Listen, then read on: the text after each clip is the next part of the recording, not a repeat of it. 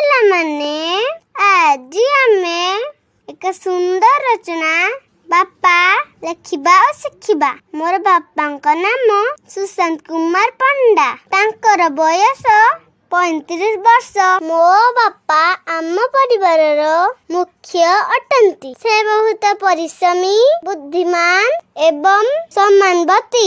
ସେ ଆମର ସମସ୍ତ ଆବଶ୍ୟକତା ପୂରଣ କରିଥାନ୍ତି।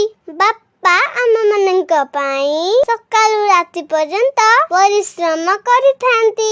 ବାପା ଆମର ଯତ୍ନ ନିଅନ୍ତି ଓ ପାଠ ପଢାରେ ସାହାଯ୍ୟ କରିଥାନ୍ତି।